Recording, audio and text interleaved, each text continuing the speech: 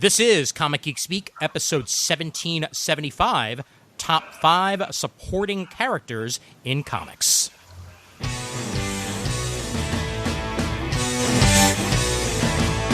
got it on Wednesday, and you was psyched about it going to the volume up. These guys will talk about it, everything that geeks love. From cakes to laser beams, opinions like the seasons on everything you read in comics, movies, games, toys, artists, come! Comic Geek Speak, comic Geek Speak, comic Geek Speak, comic Geek Speak, comic Geek. Uniting the world's mightiest heroes, this is... I'm Ian Levinstein. I'm Adam Murdo. I'm Shane Kelly. And I'm Chris Eberly.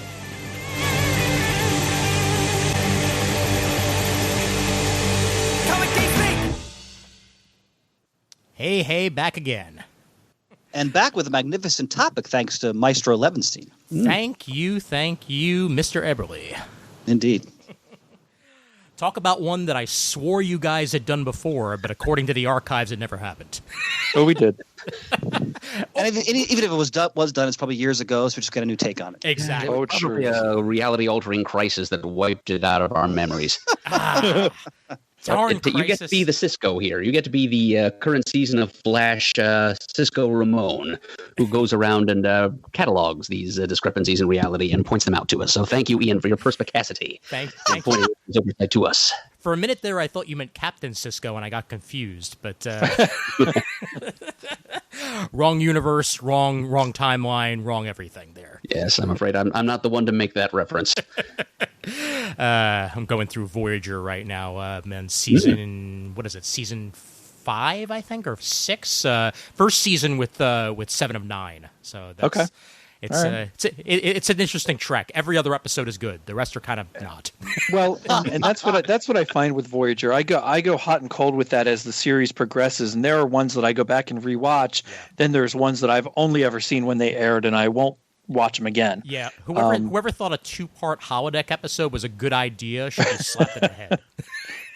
And it's not that the ones that I don't want to watch are necessarily bad. It's just that I like other ones better, and if I want something else, I go to Deep Space Nine. Exactly. Deep Space Nine is my evergreen, but yeah. A Voyager episode I've returned to more than many times is the episode Year of Hell. Oh yes. Oh yeah. Mm-hmm. Yeah. That's fantastic.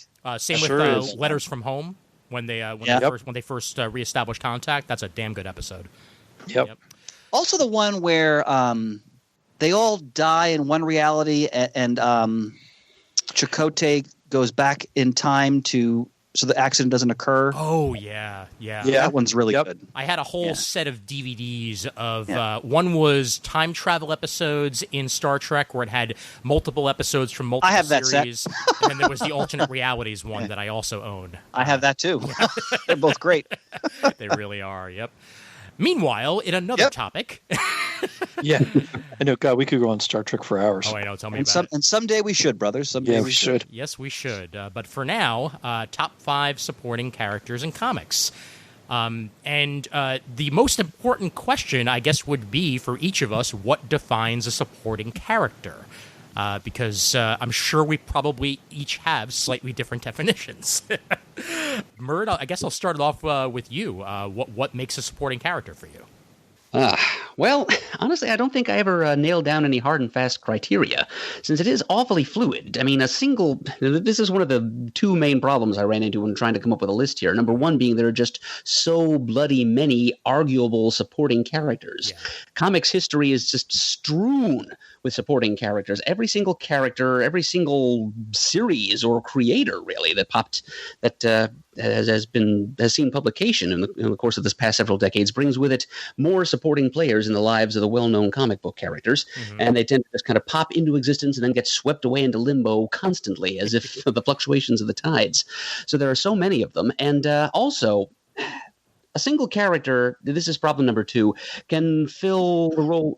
Its role can change. Its definition as supporting or lead player can change in the course of its existence. Yep. I mean, some characters that started off as supporting players became lead characters later on. Sure. Carol Danvers is contemporary example of that. Other times, characters that begin as lead players or as antagonists can be reimagined in a supporting role in other series opposite other lead characters. It's all pretty darn arbitrary. And as I was saying before we got on the air here, and I think I got a consensus of approval from you guys, we're giving ourselves a stadium's width of wiggle room as far as the definition of the concept of a supporting character. Pretty much anything is going to go. Absolutely. No, I was just going to say, I figured, as we normally do, give ourselves a wide berth with this kind of stuff. Oh, definitely. Yeah. Do you have a specific definition in your brain, Shane, or? Mine, approaching this, mine was more like, I agree completely with that Adam was saying about a certain character can fill a multitude of roles, whether it be a supporting character in a book and then becoming the lead in that same book. For my mind, some of them can be leads in one book that may or may not be their own, but then they are a supporting character in another book entirely.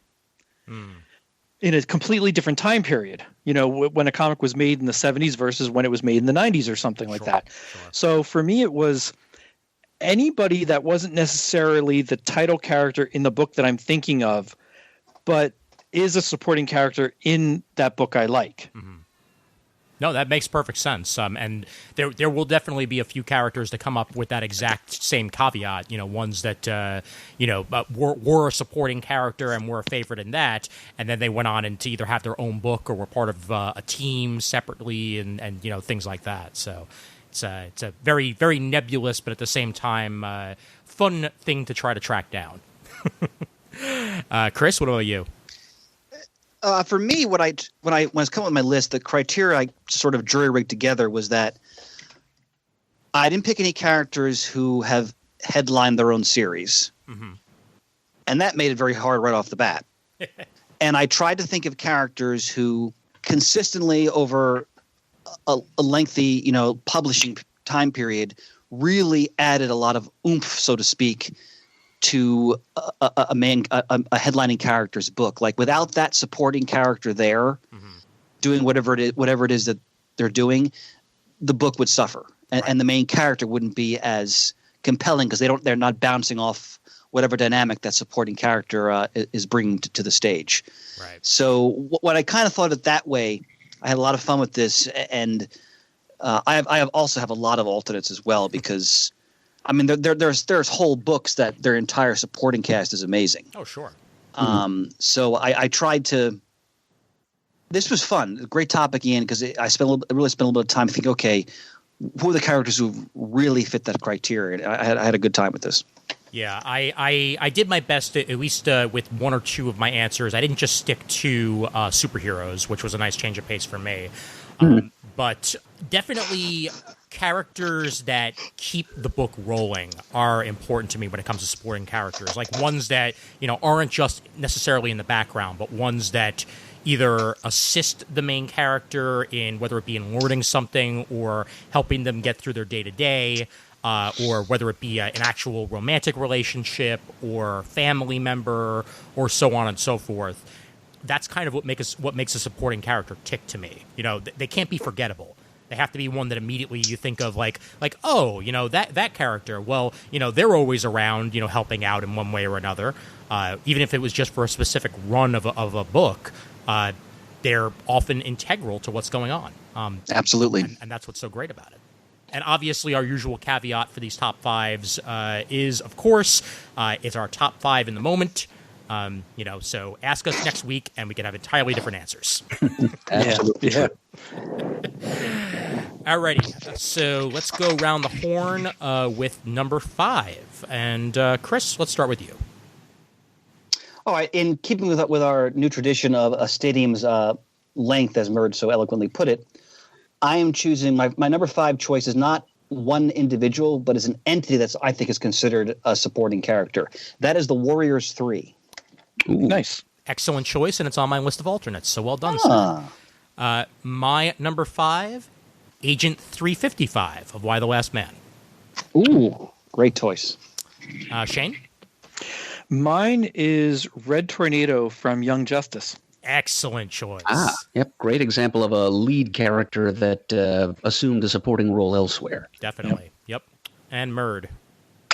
Getting my dark horse out of the way early once again. Widget from Claremont and Davis's Excalibur. Brilliant. All right, Chris, take us away.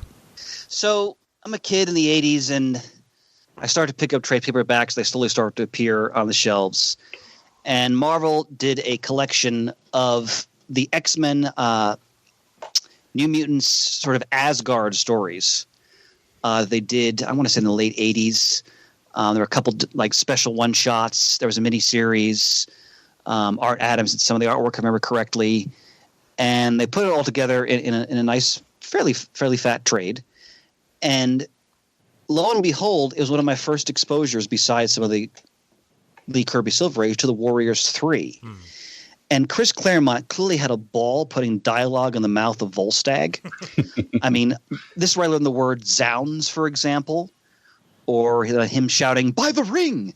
And as I started to go backwards and read more of the Silver Age stuff, and I started to realize, so Fandral the Dashing is Robin Hood, Hogan the Grim is like almost like a Mongol-type warrior, one might say, and Volstagg is this magnificent, vainglorious, reliable comic relief. And the fun Lee had putting dialogue in Volstagg's mouth, talking about how brave he is, but really he's afraid of his wife and his children, and always seeking a feast.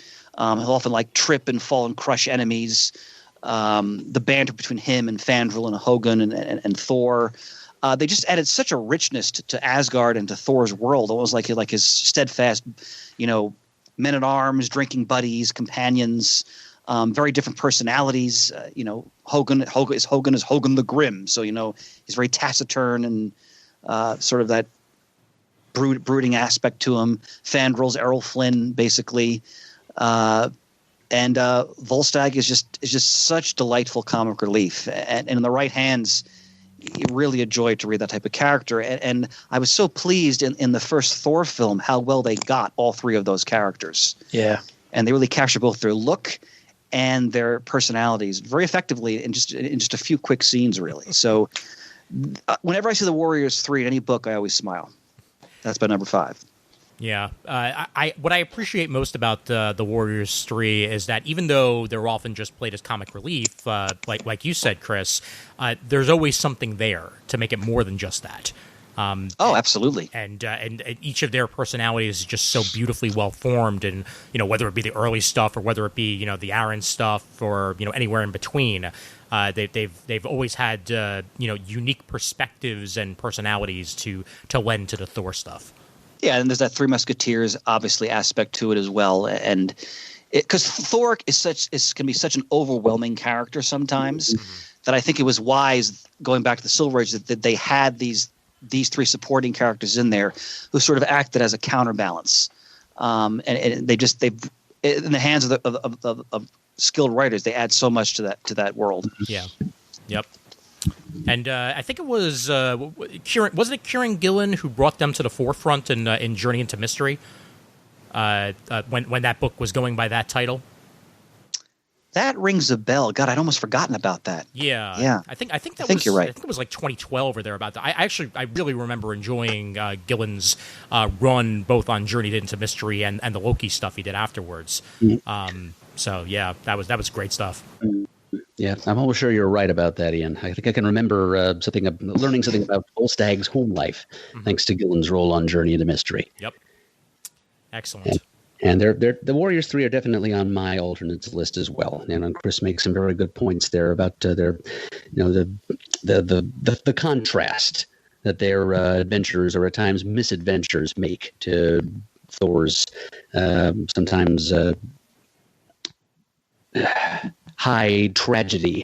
I think of them as like Volstagg in particular, Falstaffian figures contrasted to Thor's prince. Yeah, Thor has this Wagnerian epic scope to it, and you have to have those human moments because again, that's also very Marvel, right? To bring it down to the reader's perspective, and they do that, especially Volstagg the Voluminous, as he's called. Absolutely. Just not to his face. The Lion of Asgard, as he proclaims himself. Yep. All right, so my number 5 is Agent 355 of Y the Last Man. Great choice. Thank you, because kind of like almost immediately when I thought of this topic, she was one of the first people that came to my head. Because, I mean, talk about a supporting character that matters. That's 100%, what she was for the title of Y the Last Man.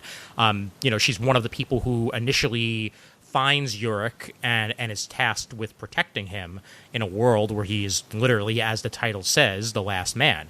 And everyone's either out to get him, out to steal him, or out to destroy him.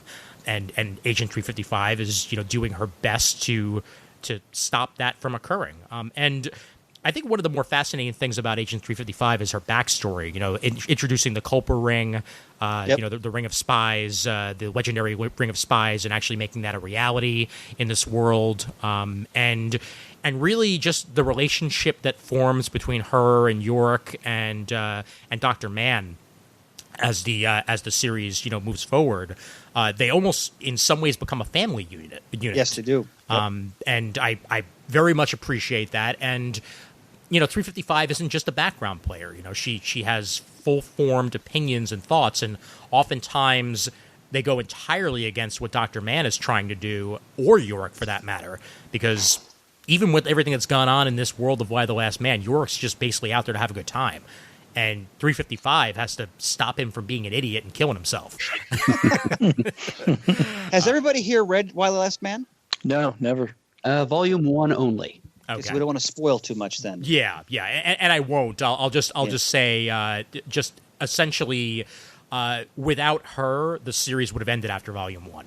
100%. Yeah. She keeps him safe, and I'm looking forward to seeing her portrayed, because it does look like that Y the Last Man series is finally getting off the ground. That was my next question. Yep, I believe at FX. And I'm looking forward to seeing a live action version of her sometime once production continues. Have they cast? I think they may have. Let me take a look, because this series has gone through so many different iterations at this point. I've heard about that for years. They're going to do a Y the Last Man. Yes, exactly. Series, right? Yeah, I think they were even really close to filming at one point.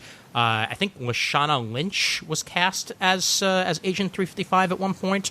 And I'm not sure if she still is, but she was in the Captain Marvel movie. Okay. And I'm hoping she's still attached, because I think she'd work pretty damn well in the role. But wait, did she play Monica in the Captain Marvel movie? Not Monica. Monica's mother. Mother. Yes. She'd be great for 355. She's the right swagger and presence for that role. Yep. It is indeed listed in post-production on IMDb, so I guess they did they did at least do the pilot.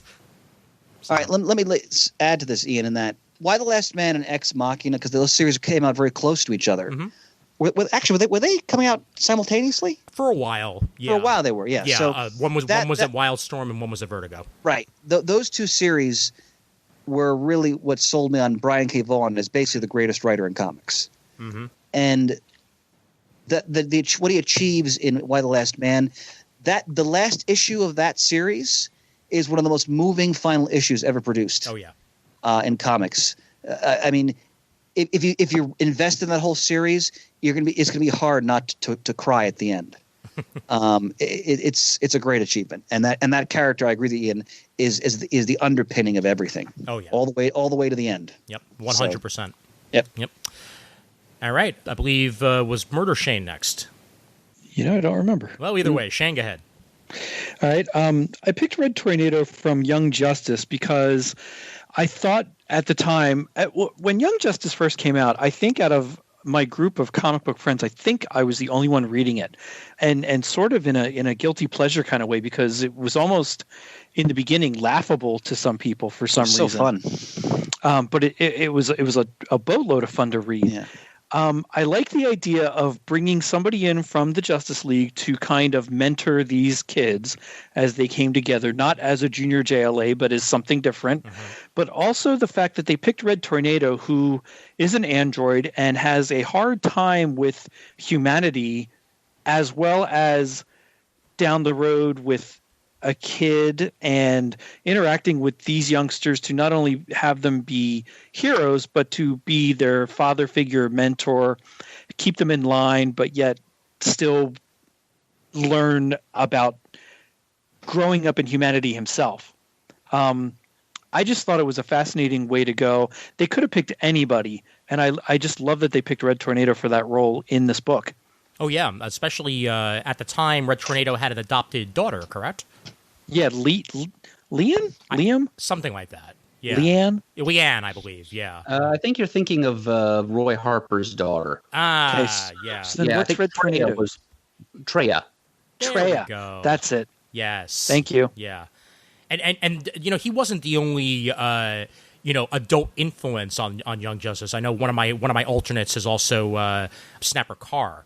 Right. And I know that he's on mine too. Yep, and he played heavily into that father figure role at times for Young Justice, but not nearly as much as Red Tornado. He was 100% fixture of that book, and I really love every bit they did with him in that series. Yeah, you know what? There was a time as I was going through my collection and getting rid of things, and I had Young Justice completely set on the side to get rid of, thinking, well, what am I ever going to do with this? And then the cartoon came out. And then I reread some of the Young Justice, and I'm so glad I never got rid of it. Oh yeah, it's such a great series. I'm pretty sure I still have my complete collection. I think that's one of the ones that I didn't get rid of. But if not, I'm planning on collecting the. They did put out most, if not all of it, in trade recently. Yes, I think when the new season of Young Justice, the cartoon started up, and it's well worth a read. Yeah, It certainly is. Most definitely. And I don't know why, and maybe this was just my own little circle. I don't know why more people that I would talk to at that time didn't read it. Mm-hmm. I don't know why I thought it was looked down on to read it, like it was too silly.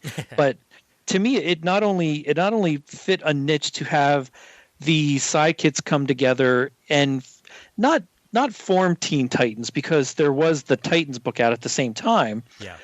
But it gave me something that I didn't get to experience when Teen Titans was out, because I wasn't reading it back then. And it was that comedic side of it that I missed from the Giffen DeMatteis McGuire Justice League that was in this book as well at times. Oh, sure. Yeah. Yeah, absolutely. Yep. And the Teen Titans book at the time, I mean, not to knock it, but it wasn't the best era of the Teen Titans for the most part. There were a lot of like filler characters in there, or I think at one point like a de-aged version of Adam was leading the team. Oh wow, yeah, that's the Dan Jurgens like 1996 version. Yeah. Yep. Yeah. And to me, Young Justice was just a better Teen Titans for that era. Yeah, but at the same time, Young Justice was out. Wasn't Devin Grayson's Titans coming out as well? Yes. Mm-hmm. Yep. Yeah, because the Graduation Day series was crossed over. Yes, that's right. Mm-hmm. That's Yep. Yeah, exactly. Yep. All right, Murd, over to you. Okay. Oh, all right. Widget. Okay. So, I've made no secret of my affection for the Alan Davis and Chris Claremont early run on Excalibur. It's great. I've often said that Infinity War is what got me into comics, but it was that run on Excalibur that kept me around. And as I was buying up the earliest issues of that run, because I think it was already around like issue 60 or something like that when I started collecting comics. I very quickly became familiar with this interesting little supporting character, Widget. And Widget was basically this little floating thingamajig with a face. It looked like a little robotic Kermit the Frog head that could float around. And Widget, I hesitate to use male pronouns for Widget because we'll call it an it for now. But it appeared on the scene very early in the run, like the first 6 issues, I think. The Excalibur went up against a group of villains called the Crazy Gang, great characters. And one of them is a guy named Tweedledope, who's like this big blue ape-like person who was kind of an idiot savant with technology. His dialogue consisted of yuck, yuck, yuck. But he had a real knack for putting together technological devices that rivaled the X-Men Forge. And at the end of this one encounter with Excalibur, he just randomly, kind of just to keep his fingers busy, crushed together a bunch of technological junk and made this little Kermit head thing. And suddenly its eyes flapped open and it pinged to life and it started floating around. And it would communicate in, at first, kind of like R2-D2, like random beeps and whoops. But eventually it learned to sample the sounds of people and things it encountered and would communicate using sampled audio. And it kind of became the Excalibur's mascot. They didn't know where it came from, but they seemed to sense that it was benign in some way. It evinced more and more powers all the time. Eventually, it built itself a little mechanical monkey body to go with its floating head. It was instrumental in navigating the team through its legendary Cross-Time Caper crossover story, which is a story that I think bears further discussion on this podcast. I agree. And eventually, though, it evolved to the point that its true nature became revealed. Widget was apparently, right after Tweedledope assembled it, it became the housing for the disembodied, brain-scrambled, and badly amnesiac consciousness of Kate Pride from the future timeline of Days of Future Past. Apparently, after coming back in time to try and stop Days of Future Past in that well-known story, she bounced back to her native era only to find that things had not improved by that much. So she tried to come back again, got lost in time somehow, got her mind scattered and lost her memory, and she just kind of inhabited this little mechanical form and hung around with Excalibur being their cute little sidekick until finally she more or less remembered who she was, and then this little floating Kermit head evolved into something that looked a little more like, I don't know, like the helm and chest plate of a suit of armor with a holographic body underneath it. So it was kind of a technological evolution of Widget over the years. And eventually her true, as I said, Kate Pride's true nature outed, and she guided Excalibur, especially her younger self, Shadowcat, in a story much less well-known called Days of Future Present, which happened in the Excalibur series sometime in the mid-'90s, near the end of Claremont's run, and where they went to the future and tried to more fine-tune that dystopian world as seen in the Days of Future Past story. So that's what Widget came to in the end. But it was a fun mystery for a while there, trying to figure out just what the heck this little gizmo was and where it came from and what it was doing. Because it was always, you never knew, it had a very different kind of consciousness from human, despite the fact that it was eventually revealed to be a human consciousness trapped in a piece of technology. And it was always just kind of putter around doing random cute little things. It was just a fun thing to have in the background. It really fit the tone of the Excalibur series. And as I was collecting those early issues, I always enjoyed seeing Widget and floating around and making weird noises and doing funny things. And I'm glad that eventually Widget achieved its metamorphosis and became Kate Pride and achieved its purpose in the present day time. But Widget was fun to have around and helped to give one of my favorite comic series of all time its distinctive flavor. So Widget it is for my number 5 choice. Well done, Murd. Excalibur was that Claremont Davis run is a delight. Oh, absolutely. Yeah. Yep. And I have a trade paperback copy of Days of Future Present on my shelf, actually, Murd. It's been out of print for a long time. They may have since made a new one, but this one's like late 90s, if not early 2000s, with a nice Simonson cover on it. Wow. Very cool that you have that, Ian. I'm not surprised to hear that it's been out of print for so long since that Excalibur run. We all know how good it is, but I get the feeling that Marvel is less aware. Oh, yeah. Yep. Especially since Days of Future Present, if I remember correctly, crossed over with Fantastic Four and I think X Factor. Not Rings a bell. Yeah, rings a bell. I'm not entirely sure about the X Factor part, but I know for a fact it was definitely Fantastic Four because I think the Franklin was involved, yes, right? Franklin was involved, and I think Ms. Thing is on the cover or Thing. Oh, is that Sharon? Yes, exactly. Yeah, Sharon. Yep. You know what? Actually, I think I may need to make a retraction here. That's not the story I was thinking of. I just called it up on Wikipedia. Days of Future Present does not involve Excalibur at all. Huh. Interesting. So it's Days of Future something. Is it? Because I know the story you're talking about because it took place within the Excalibur title. Right. I remember it pretty vividly, actually. Was it? I don't remember the name of it. Was it Days of Future Tense? It could be. Okay. Because that one wasn't Claremont,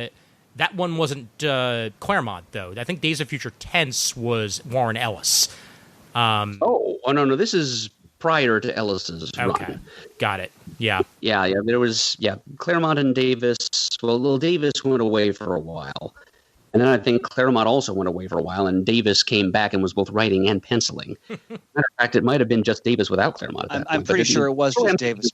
It was definitely Davis art anyway. Yeah. And I remember Kitty, she affected a Terminator outfit for this story, like leather and a big gun, because of the 90s. But yeah, this definitely happened before Ellis's run, and also before that little interim run by I don't even remember whom. Which began with number 75, I think, the holographic cover issue when Captain Britain and Phoenix were both lost in time for a while. Got it. And Captain Britain came back calling himself Britannic. And yeah, this is before that. Britannic? Jeez. Britannic. Yeah, the name did not stick. I can understand why. Because it ain't that good. Oh, boy. Yep.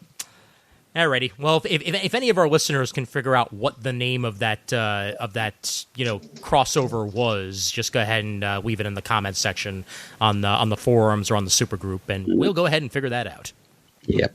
It's not that well known. It was just a single little arc in the Excalibur title. Fair enough. Alrighty. On to our number 4s, and Shane, go ahead and start us off. Oh, number 4. I'm going to go with David from Strangers in Paradise. Oh. Nice. Murd? Pip the Troll. Beautiful. Chris? Franklin Foggy Nelson. Beautiful. And here's my wild card, going along the lines of what Shane said about the forgotten supporting characters. Terry Berg from the Kyle Rayner Green Lantern. I remember Terry.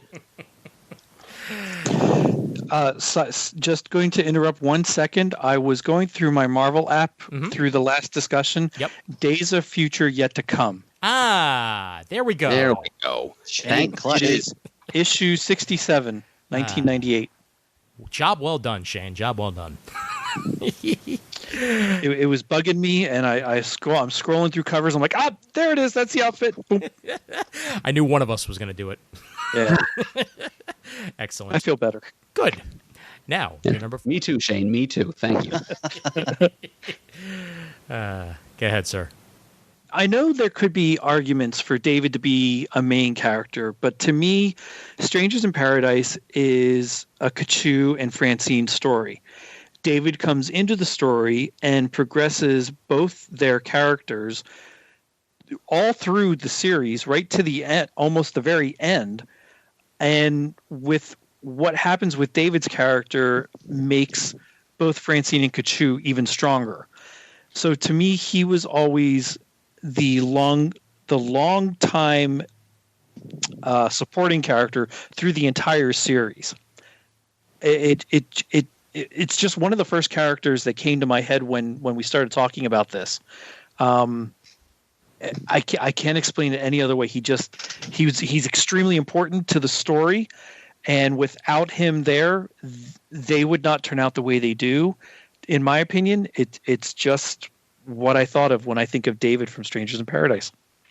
Well, Shane, I concur wholeheartedly, because when you think about it, Kachu wouldn't be the person she is without David. Right. Right. He based his love for her is what her redemption, besides Francine, of course, is redemption for her. And I mean, he's in it throughout the whole series, almost every issue. But I don't know. To me, the entire series has always been Francine and Kachu's story. I just see David as the one of, if not the biggest supporting character through the whole book. It's a great choice. And also, have you been reading 5 Years? I did not read 5 Years yet. It's still going, but even in that story, David plays a key role at one point. Okay. So, great choice. Excellent.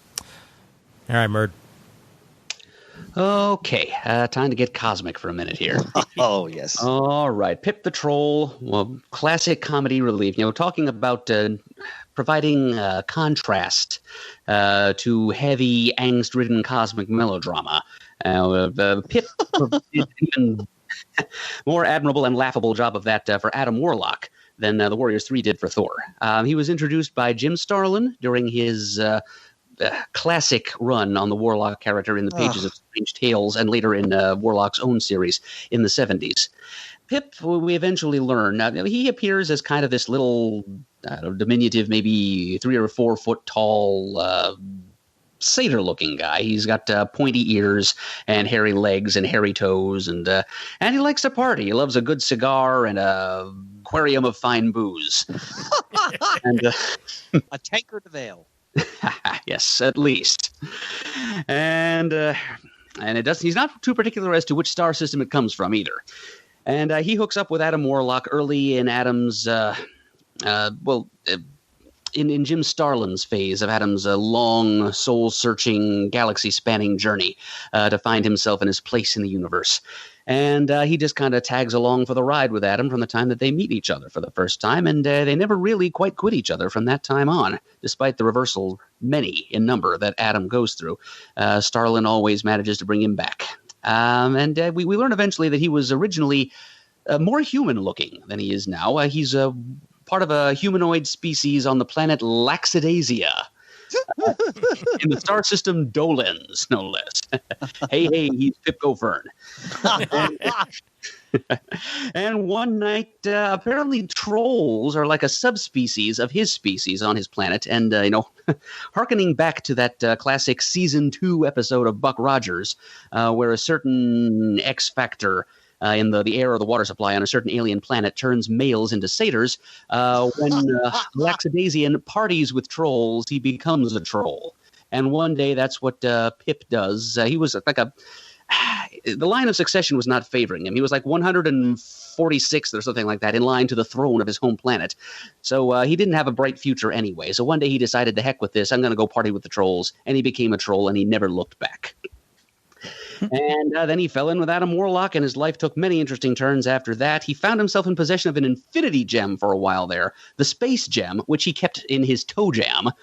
But very few people would be brave enough to try and take it from him.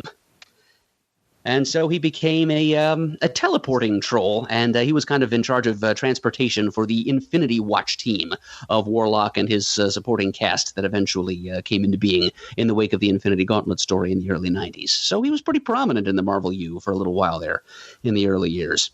He even was prominently centrally featured on a few covers. So, yes, he was Marvel Universe's favorite space-tripping debaucher for a while. Less known nowadays. He hasn't made it into a Guardians of the Galaxy movie yet, though I figure it's only a matter of time. And start making your casting decisions now, folks. Yes, who's your dream Pip the Troll? But what I like most about him is that he's a great sounding board for Adam Warlock, for all of his constant... to use Shane's word, pontification, as he ponders the mysteries of the cosmos and of the deepest depths of the self. You can always count on Pip to keep the mood light. He could usually be counted on to drag Adam a little bit out of himself when he searches a little too deeply into his own soul and his wanderings. And so he's been a good, constant companion to Adam in that way, and he makes Adam's adventures much more palatable. And that's really valuable as a supporting character. And he's just fun in his own right, too. And plus, he's got that cosmic touch, which I personally value. So all these things combine to rocket Pip the Troll right up to number 4 on my list. Adam, I think one of my dream castings for him would either be Mark Maron. I could easily see him pulling it off. Or to go back to the well of the original Fantastic Four movie, I think Michael Chiklis would make a pretty good Pip the Troll. I can see that. Yes. If this were a couple decades ago, I would have said DeVito. Oh, with a bullet. Yeah. Maron is an inspired choice. Although I'm a big fan of his podcast and of his stand-up, and he does some really delightfully vicious humor about comic book fans. So I don't know if he'd be willing to do that. Although he was in the Joker, though. Yeah. I think Maron is willing to do absolutely anything if there's enough money involved. I think he doesn't have to love the role in order to do it. I think that's what drives it more than anything. That's pretty trollish already. Exactly. I really enjoyed Pip in Peter David's X Factor Investigations run as well. That's right. Yep. Mm-hmm. Which you have ahead of you, Murd. Oh, yes. Wait. Yes, I just I think I've got one issue left of his Madrox miniseries. Nice. Oh, that's a great okay. series. Then yeah, you're not too It's far not from it. too far in my future. I'm looking forward to it already. Fantastic. All right. So Foggy, this is the first name that I put on my list because I think we've spoken about Foggy many times in the show. We did the whole Daredevil spotlights, but one of the most stalwart. Let me put it this way: when I think of what is a good supporting character in comics, I think he epitomizes that. Mm-hmm. Every step of the way, from Daredevil 1 forward, Foggy has always been there to support Matt, to act as a sounding board for Matt, at key times to be Matt's conscience, to bring levity to a situation because Daredevil can be pretty brooding. He's a character who you can count on Foggy, even though he trips over his own feet and has the sandwich in his hand and all that kind of stuff. he is steadfast, and he's totally devoted to his friendship to Matt. He loves Matt. He's not afraid to call Matt out when he starts to kind of lose himself. Mm-hmm. Obviously, Born Again, which you talked about, I think is the greatest example of Foggy's strengths as a character. But consistently, whether it's comic relief, whether it's that moral sounding board, he is a supporting character who is, I think, does such an outstanding job when in terms of how they apply that character, meaning the creators, the writers, the artists. Daredevil would not be Daredevil without Foggy Nelson. Like Matt's had various femme fatales and lovers who tend to come and go, but Foggy is always there. Yeah. Oh, yeah. And I thought in the TV show they captured his character so well. Mm-hmm. I remember in the first episode, the minute he started talking, I'm like, oh, they got it. Like you knew within the first minute that they had that character. Yeah. And they really took him on a nice arc in those 3 seasons of the Netflix show as well. So this was an easy choice for my list. Yeah. Chris, this may surprise you to hear. Goodness knows it kind of surprises me, too, saying it out loud. But Foggy was also the first person I wrote down on my list. And I actually had him pegged for my number 1. Wow. Yeah, for many of the reasons you already cited. I mean, Foggy, as you said, Chris, he has been the most stable presence in Matt Murdock's life throughout pretty much his entire career in comics, plus years. I guess, 60 plus years now, isn't it? 1964, I want to say.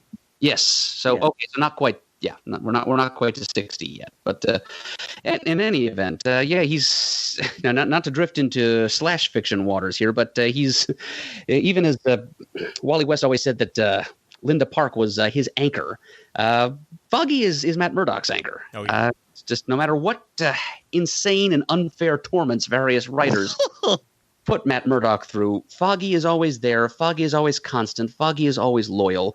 He's been more loyal to him than pretty much any love interest he's ever had. Yep. And he's such a likable guy, too. So likable. Very talented lawyer in his own respect, but he could probably be very successful. In fact, he's been shown in various stories that he could be very successful on his own in law. He was a district attorney at one point, too. That's right. He was. And he's worked for a couple of pretty high-profile firms, but he always leaves those roles behind, leaves that kind of success behind to stand by the side of his old dear friend Matt. And, I've frequently not liked the direction of Daredevil over the decades, whether it be Frank Miller or Ann Nocenti or who. There have been many runs of Daredevil that I have not liked and wanted no part of. But no matter how far Matt Murdock falls and how much he has to go through to pick himself back up again, Foggy's always just waiting there. He's the constant, the beacon cutting through the fog of Matt Murdock's life. And just to make a long story short, whenever I like a supporting character more than the main character, that's the mark of a damn good supporting character. So that's why Foggy was sitting at the top of my list. But for top 5 house rules, I'll be picking somebody else for my own number 1 pick when we get to that point. But excellent choice, Chris. I figured he would have to be on your list somewhere. Brother, I'm sorry I stole your thunder. You could still keep him as your number 1. You just gave a wonderful testimonial there. Not at all, Chris. I grant you my thunder gladly. Besides, it gives me an excuse to put another one of my alternates in there. Fair enough. Hell yeah. And I think Foggy's one of those characters where I love to see him fall because I love it even more to see him rise up. Where he always gets kicked down. always, whether it be in relationships, whether it be losing a job, whether it be kicked out of his apartment, whether it be losing his license or what have you. Like, so many things have happened to Foggy over the years, but he's still one of the most positive characters in all of the Marvel universe, and that's what's so brilliant about him. And again, why I love seeing him succeed so much is because it makes the failures even more worth it in the end. He's definitely one of the more relatable characters in comics for me, just to see him fall, get beat up, get kicked at, and still be okay, be likable, stand up above everybody else, and take care of things. Absolutely. Yeah. Bendis treated him really well during his run. And it's honestly the Foggy I'm the most familiar with outside of other things that I've read. But I love that character. well, Ian, have you read the Mark Waid Daredevil run? I've not read all of it. I've read bits and pieces of it. Because Foggy has a lot of great moments in that, too. Yes, he does. So. Most definitely. Yep. Alrighty. My number 4 is Terry Berg, a character that if you are not familiar with the Kyle Rayner Green Lantern run, you're probably not going to know who he is because he is one of those characters that was really only prevalent during Judd Winnick's run on the character. And he became an essential member of Kyle's supporting cast during that time. Co-created by Winnick and Darryl Banks for issue 129 of Green Lantern. He stuck around after that. Came on as Kyle's assistant at the time. Terry had just graduated high school and got into college, and he's hired as an artist assistant for Kyle, as Kyle was working on a bunch of cartoons at the time for sort of like a mad magazine type magazine called Feast, and he was helping him out with those cartoons, their relationship bloomed as a friendship. However, Terry develops a crush on Kyle, and he himself is crushed when Kyle proposes to Jade, who, mind you, is another one of my alternates. So there we go. God, I love Jade. She's awesome. I miss her as a character. Me too. Yeah, me too. Yeah, she's definitely one of the characters that I miss the most in the New 52 relaunch and what have you. But, so Terry's sexuality comes out to Kyle, and, obviously rather than look down on it, he respects him and appreciates the fact that he is what he is, and it makes them even closer in the end. Eventually Terry finds love with his partner David, and they're going along pretty well until Terry, unfortunately, winds up in the hospital due to a hate crime, and Kyle is there for him to help him pick up the pieces. And really, one of the things I love the most about Terry is he himself put the pieces together that Kyle Rayner was Green Lantern. But rather than tell anybody, rather than even confront Kyle about it, he kept it to himself until Kyle was ready to tell him. And because he didn't want it to damage the relationship, and he just wanted to know that, like, look, I know what you are, and that's just fine. Just the way that Kyle knew what Terry was, and he was just fine with that. And that was really what made that relationship bloom so well for me in the book. And I'm kind of sad that it's a character that disappeared after Kyle Rayner was no longer in the forefront. Terry really hasn't been in comics since the end of Winnick's run, and the Ion stuff was said and done with, and we really haven't heard from the character since. But I'd like to believe he's there somewhere with David, living out his life just fine. Ian, is Winnick still writing comics? Winnick is still occasionally writing comics. Okay. He wrote Batwing for DC during the New 52 relaunch. That's right. I remember that. Okay. Yes, he did. Yeah, and since then, I think he's done one or two independent stuff, but he is definitely, quote-unquote, done with DC for now. He's one of those creators that when New 52 happened, he kind of wasn't appreciating the way he was being treated with the company. And he's one of the ones that basically walked away from DC Comics at the time. Whether he'll come back someday, we'll see. But for now, he's just sticking to his independent stuff and, whatever else he wants to write. All right. Yep.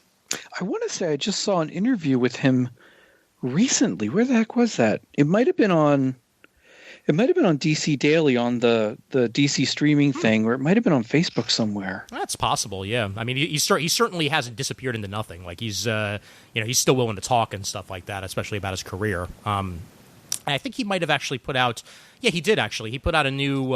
He's still putting out books in his Hilo series, which is his kids' books that he's been putting out. He doesn't do Barry Ween anymore, huh? No, this is basically what Barry Ween became in a lot of ways, only a lot more kid-friendly. I was going to say. Yeah.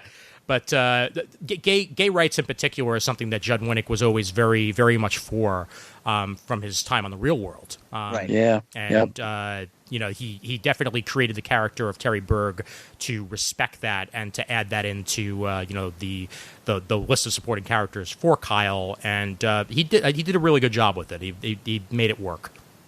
So there's my number 4. Alrighty, on to our number 3. And you know what? How about Murd? Start us off. Okay, here's where I may step on a couple toes. Ma and Pa Kent. Heh. Oh, that's a good one. Totally legitimate. Come on. Okay. My number 3. Let's go back to Daredevil, shall we? Ben Urich. I do he's going to one. show up somewhere. Come Yep. on. Absolutely. Chris? Joseph Robbie Robertson. Fantastic. And Shane? Skeets from Booster Gold. I knew it. I knew it too. Good choice, sir. All right, Murd. Okay, Ma and Pa Kent. They've been a fixture in the life of what is probably the most visible and well-known heroic icon of this modern age for, now I can say it with certainty, over 70 years. Ever since his first origin. They haven't always been the most prominent in his life. As a matter of fact, up until the 80s, up until the time of Crisis and John Byrne's Man of Steel, they really were only as supporting players in the life of Superboy. That's the only place we got to see Jonathan and Martha, or John and Mary, as they were known back in the very early days, which became their Earth 2 names. But I digress. But yeah, for the most part, prior to Crisis, the deaths of Ma and Pa Kent, owing to a mysterious Caribbean plague known as authorial inconvenience, their deaths became kind of symbolic of the rite of passage between Superboy and Superman. It was that moment, probably a part of the Campbellian hero's journey, I'm not sure, but where the hero says, okay, it's time for me to leave home and seek my fortune, like when Luke Skywalker loses Uncle Owen and Aunt Beru and decides there's nothing left for him on Tatooine and goes to seek his destiny in the stars. It's the death of Ma and Pa Kent in pre-Crisis continuity that prompts Clark Kent, Kal-El, Superboy, to leave Smallville, find his way to Metropolis, and begin his career as Superman, where he's kind of forced to find his way alone and be his own paternal figure from that point on. But that all changed with Crisis, and I have to think for the better. I am not the biggest fan of the revisions that were put in place by John Byrne, and I know I'm not alone in that. There were a number of things that he changed with his revisionist miniseries in '86 in the Superman legend that were later subtly or gradually, or sometimes not so subtly or gradually, unretconned by later writers. Lots of Silver Age stuff found its way back into the lore. But one thing that did not change or revert for a very long time, at least, was the addition of Ma and Pa Kent. And I think Byrne himself might have gone on record as saying that that was, he thought, the best thing that he did in altering Superman's backstory was seeing to it that Ma and Pa Kent, Jonathan and Martha, did not die when Clark reached adulthood. And they continued to be a guiding presence in Clark's life during his post-crisis adventures for decades afterward. And they became his moral compass, the center of this new ethos that he adopted, which was always present in Superman's never-ending mission statement, to fight for truth, justice, and the American way. Their good old-fashioned, homespun, middle American values were kind of a core part of Superman's values too, but kind of overwritten somewhat by Kryptonian imperatives. But it was much more to the forefront of Clark Kent's raison d'etre as Superman. in the post-crisis years. He was always having to go back to the farm and have heart-to-heart talks with Ma and Pa, have a slice of Ma's pie or whatever, and just recalibrate himself, prepare himself for challenges to come. And I always thought it was nice that for once in a superhero's life, they could have not just one, but two surviving parents and not lose their motivation or their efficacy as a superhero. I mean, there are certain forces in comics today, especially at DC, that seem to think there cannot be a major superhero who hasn't suffered the tragic loss of at least one parent. Jeff Johns, I am definitely looking at you right now. And the New 52 Superman, I mean, pre-Flashpoint, Johns killed off Pa Kent, primarily, I think, because it happened in the Richard Donner movie, and so therefore it had to happen in the comics. But post-crisis, I think it was actually Grant Morrison that put Ma and Pa Kent back in the ground, and that's not my favorite feature of what he did with the character in the New 52 either. But for a long time there, Superman he was able to rely on his parents' advice and their continued beneficial presence in his life, and their homespun wisdom.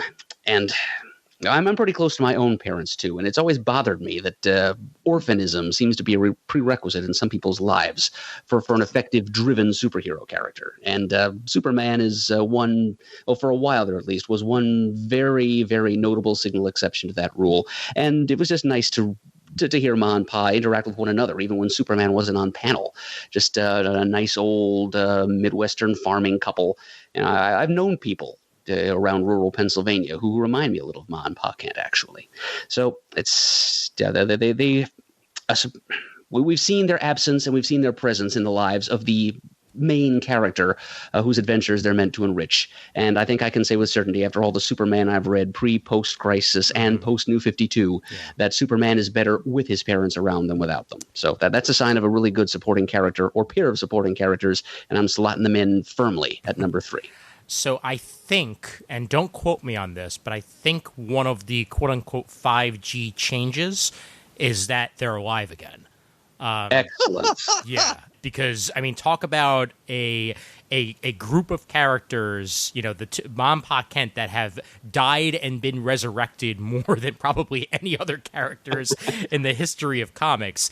They're neck and neck with Jean Grey, I think. Oh, my God, you ain't kidding. Yeah, although it'd be kind of interesting to see Ma Kent as Dark Phoenix, but...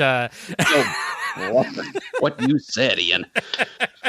But nevertheless, there's a reason why Superman is so damn human, and it is definitely his human parents that make that happen. Even when only one of them has been alive or what have you, their presence has always been felt. That was a Superman that I grew up with. It was one where he had two parents. In fact, I remember when Pa Kent died in the most recent continuity before New 52, and that was a heartbreaking moment. But I will never forget Ma Kent during Blackest Night with Krypto at her side defending her farmland from Black Lanterns. And that is the badassery of Martha Kent. Of Martha Kent right there. Like, she does not need superpowers to be a strong woman. And farm girls do not shrink. My grandmother grew up on a farm. I can Yep. 100%. And yeah, I love them as characters, and I certainly hope they are back and here to stay, because they're a part of Superman's life that I've always enjoyed. Okay, my number 3, Ben Urich. There is something to be said about a newspaper reporter who can keep a secret. Yeah. And good point. And that is something you do not find very often, but Ben Urich is that type of guy. Because what does it take to be a good reporter is you protect your sources. Yep. And in this particular instance, his source is literally the secret. And he felt like it would be more important to keep the secret identity of Daredevil a secret and protect his source than it would be to, win a Pulitzer for the article. And I 100% respect that. There are few reporters in comic books, other than perhaps Lois and Clark, who have as much dignity about the craft than what Ben Urich has. He's played a bunch of different parts over the years in Daredevil's life. There have been times where he's been more prominent, and there's been times where he's been less prominent. But he's always there to give advice when Matt needs it, and even when confronted by the Kingpin himself, he will not yield. That is strength in a supporting character that is impossible not to respect, and it's why he had to be on my list. It's just one of those characters that sometimes you don't even think about being there, but he's always been there for Daredevil in one way or another. Other than Foggy, I'd say he's probably number 2 on the list for me for a supporting character in a Daredevil book. And he's done things outside of Daredevil as well. He played a big point in the Civil War Frontline series, which was the side series to Civil War. And he's been all around the Marvel Universe in tons of different forms over the years. But it's definitely his time in Daredevil that makes him as strong a character as he is, and why he had to be my number 3 on the list. Well, when we did our Born Again Book of the Month last year, I mean, that whole story doesn't work without Urich there. Oh, yeah. From the moment earlier on when he knows Daredevil's identity, does not reveal it, to the tremendous risk they have the character take, first dealing with Elektra and then the Kingpin. I mean, he suffers grievous physical injuries. He's traumatized emotionally. That character's been through the ringer. But again, in his own way, like Foggy, steadfast, and he stays the course when it comes to his loyalty to Matt, and to also that Ben realizes, okay, I could get a real scoop here, but what's more important, my transient fame or what Daredevil does for this entire city? And that's at the core of why that character is so important and is so noble. Great selection, Ian. Thank you. Yep. All right, and over to you, Chris. One of the struggles I had here was I consider Spider-Man supporting cast to be the greatest supporting cast in comics. Understandable. And I really could have picked any of them. Flash, Jonah, Aunt May, Mary Jane, run down the list. Captain Stacy, who was a great character. And in fact, his entire supporting cast is one of my alternates. But I was thinking about the wonderful micro spotlight we did some weeks back about the Clay Tablet saga. Mm-hmm.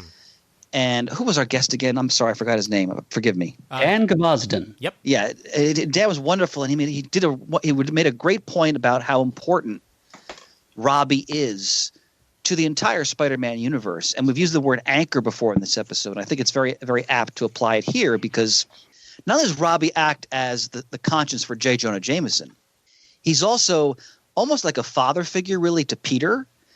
And he's always there to impart wisdom, to give advice. I remember there was a great moment, Spider-Man 130, the Spider-Mobile.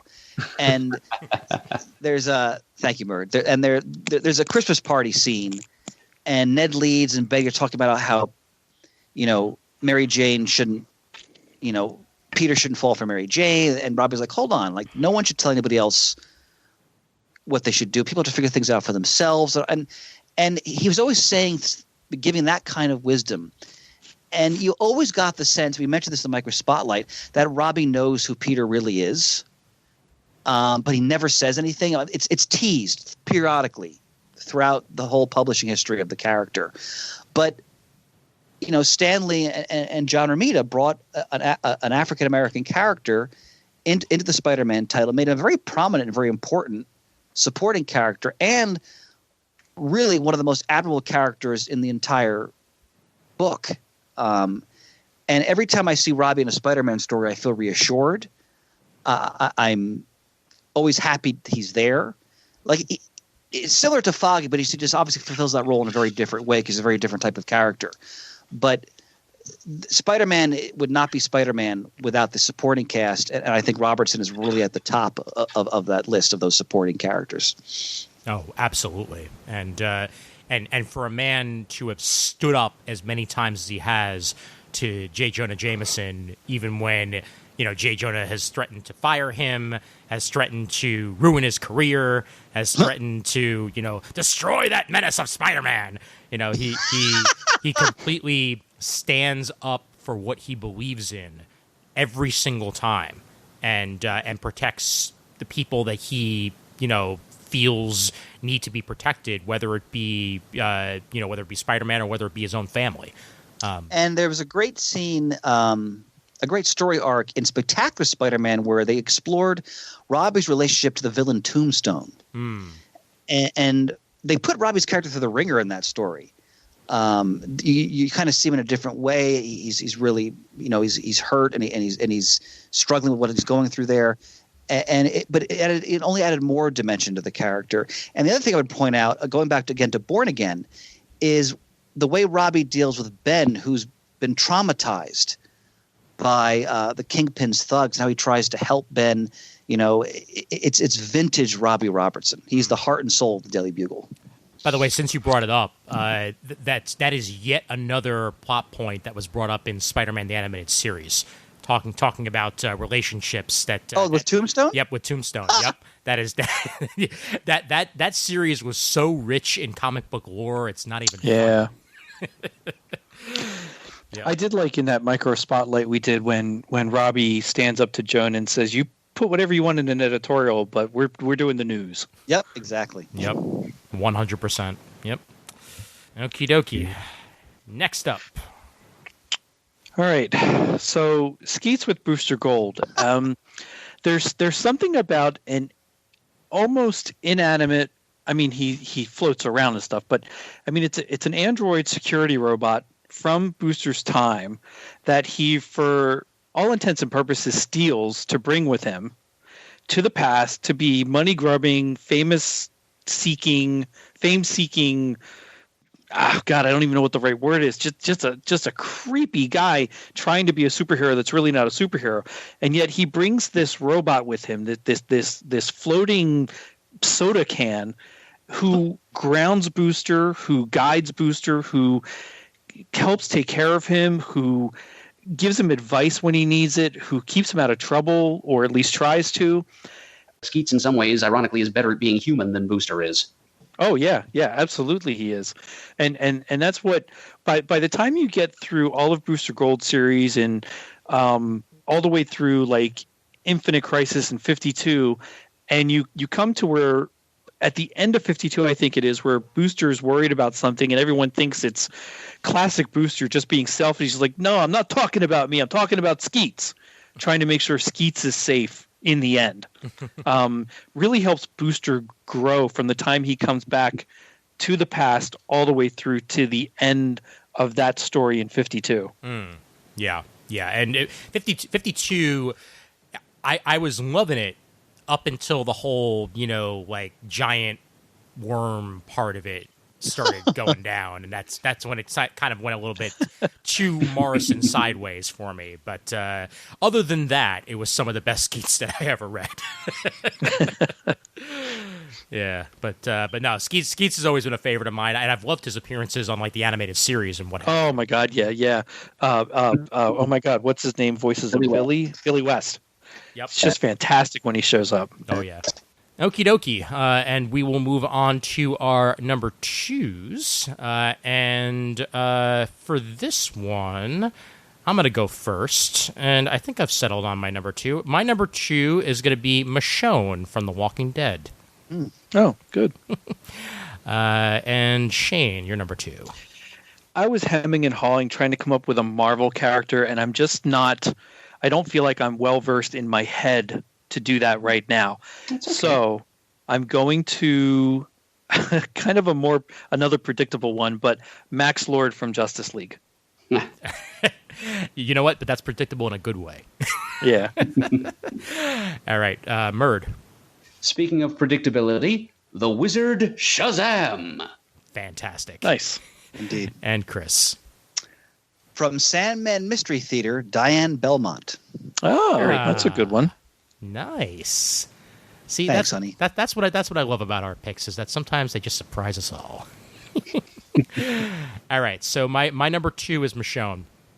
Talk about a character that changed the entire book of The Walking Dead for me, because without Michonne, they all would have died. Like, they all would have died so much earlier than anybody did in that comic. Her first appearance, it's issue 19. Okay, so it's early on, but her first appearance when she shows up with those zombies on either hand and the frickin' katanas, badass, like completely unexpected, completely threw me off my guard, and from there she cemented herself as probably the star character of the book, even though she technically was not the star, because obviously it's Rick's book, and it was Rick's book, and it hit all the way through until its conclusion. And without Michonne, Rick would have died, and everybody else would have died, and without Michonne's guidance to be there, the society itself would have not developed in any of the ways that it did. But Michonne is also a flawed human being. We see how, after what happened to her family, when we eventually learn about it, we discover why she's so fickle about her, romantic choices, and at the same time about, opening up to other people in the Walking Dead world, and why she's so, close-guarded and what have you. But still, she's able to, craft a life for herself and really, be a protector of everyone that she holds dear. She's one of the few characters that once she was introduced, I kind of had a feeling she'd be there at the end. And she is in one way or another, without any spoilers. She's very different in the television show. And they decided to, romantically link her to Rick. But as a closest confidant and best friend of Rick, I think that works great in the comic books, and it's why she's as strong as she is to me, and why she had to be on my list in one place or another. And number 2 seems fitting enough. Ian, I'm out of it a little bit. Walking Dead the comic ended. Yes, it did. Mm-hmm. Okay, yep. When did it end? We discussed it actually on the previews episodes at least once or twice. Okay, because it ended back in 2019. It was okay because I dropped the book after certain events that I thought were absurd. Yes, and I realized I said in the context of a zombie book, but absolutely, yeah, and it was completely unexpected, and that's the way that Robert Kirkman should have ended it. Because honestly, had we known the book was going to end, it would have ruined the ending. Let's put it that way. Okay. Without any spoilers. So yes, he ended it entirely on his own terms, and even great. false solicited a couple of next issues, and those just never came to be because when the final issue happened, it happened. Yeah, all I say is when they failed to do the obvious thing and kill a certain character, I was like, all right, I'm done. Oh yeah. I'll say no more, not to spoil it for the people who still read it. No, I completely understand that. One of the characters, again, of the characters of the book, I'd say, and I would agree with you on a lot of the decisions of Walking Dead, is that some of them were nebulous. I don't think they ever made a bad decision with Michonne. And I think that that's to her strength. That even with flaws and even with bad decisions and what have you in the book, she always came out better for it. And it's why she's probably one of my favorite comic book characters ever for one of those reasons. It's just, she's just fully formed and a giant badass with a katana. And now that I'm done talking about my number 2, let's move on to another number 2, shall we? Bunch of guys sitting around comparing their number 2s. I was hoping you'd do that. Happy not to disappoint. Go ahead, Murd. Oh, me next. Okay. All right. With one magic word, Shazam. Yes, the Lord of the Lightning himself, the ancient wizard Shazam, part of one of the great classic origins in superhero comics. The old man and the sort of stereotypical stock character like flowing white beard and robes, whom Billy Batson encountered in that haunted subway station all those many years ago, who bestowed the powers of 6 bygone champions upon the young orphan boy and then promptly died.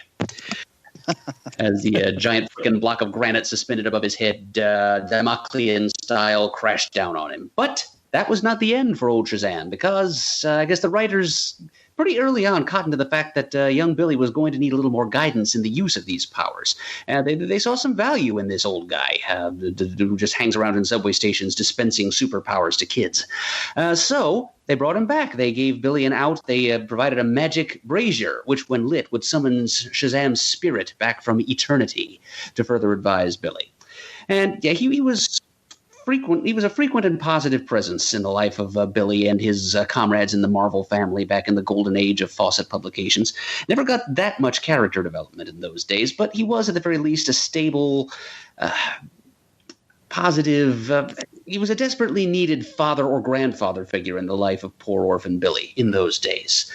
And in fact, there was even one touching story where a charlatan showed up claiming to be the son of Shazam and rightful heir to his powers. Captain Marvel soon disproved him, but the climax of that story was Shazam standing there with his hand on Cap's shoulder and saying, "I knew that you would understand that this was not my true son because you are my son, Captain Marvel." It was kind of a touching little moment, especially for the period, which wasn't known for its emotional complexity. Mm-hmm. But especially when you fast forward in time several decades to the 90s, a period I've been thinking a good bit about lately, hint, hint.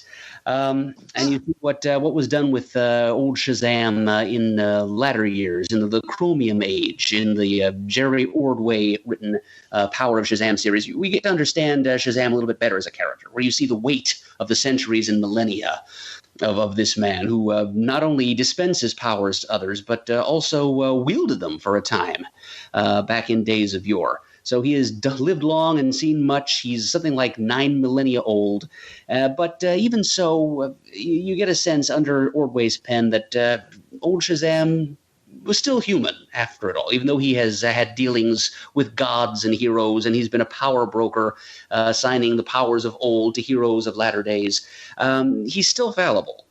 He can be capricious, he can be petulant, he can just be downright ornery. He can make bad decisions. And Shazam, you can sort of sense growing as a character in the course of that arc. So, I mean, he's kind of a stock character. He's like the human plot device who bestows the powers upon the superhero character. He's kind of like the alpha or the urtext of that among superheroes and their origins.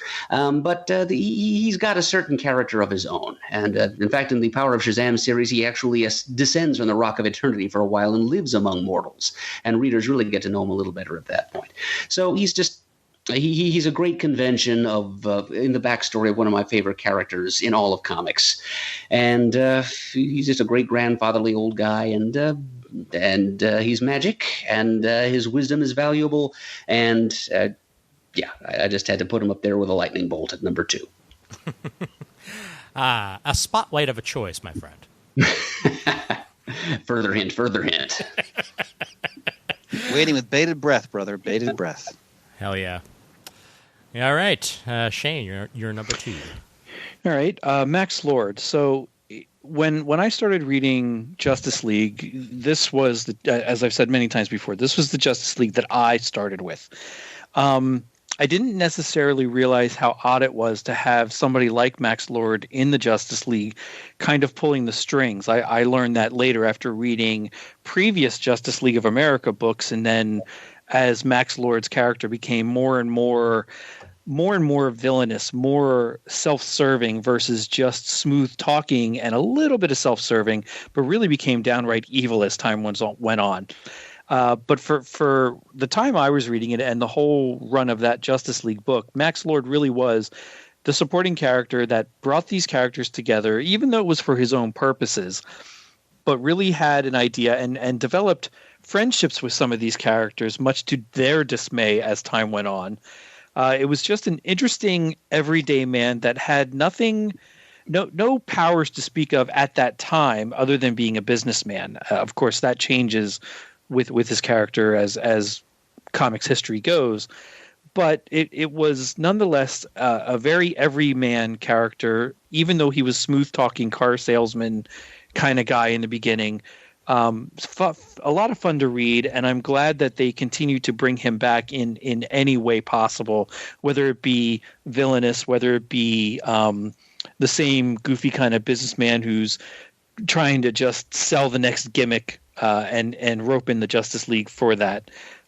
Just an all around fun character for me to read. Yep, and so many nosebleeds, so many nosebleeds. Yeah, and out of nowhere. Yeah, I liked him. I liked him a lot in the formerly known as the Justice League miniseries. Which was a lot of fun, just Yes, bringing it those was. characters back to square one in a lot of ways. Yes. And considering all the stuff that happened to Maxwell Lord, later on and in different iterations, it's nice to see him in his pre-maniacal days. Yeah. I was reading Kevin McGuire's God, what's it called? It's by Tomorrow's that Modern Masters. Modern Masters. Yep. It's Those are great books. volume Yep. 10, which is Kevin McGuire, and for that formerly known as, there's a point where they talk about Mary Marvel's place in it and what they wanted to do with her versus what they were allowed to do with her. There's talk of what they used Max Lord for in the beginning, and a little bit of talk of Captain Marvel. It's an interesting read. If you have the chance, I recommend picking it up and reading through it. It's a great resource. All those books, that whole series, Modern Masters, is priceless because Yeah. they do such a wonderful in-depth exploration of the creator that the book is addressing, and they a lot of wonderful interviews, original art. They're great. They're great books. I think Eric Noel Wellington works on quite a few of them actually. Very cool. So, highest recommendation. Alrighty, and Chris, you're number 2. This is another name I put down almost immediately when I was coming up with this list. I think back to the 1990s, and I read a ton of comics in the 1990s, and looking back, most of them were terrible. But a series that I recognized even then was heads and tails above almost everything else I was reading was Sandman Mystery Theater by Matt Wagner, Steven Seagal, and Guy Davis. As many listeners know, as I'm sure you fellas know, this is sort of I guess you call it a reimagining or let's say an elaboration on the adventures of the Golden Age Sandman, but in a very noirish, edgy, sordid context. It's not like, shiny Golden Age. It's the Golden Age, but it's the underbelly of the Golden Age. And without hesitation, this is, for me, one of the greatest finite series ever produced, by one of the two major publishers.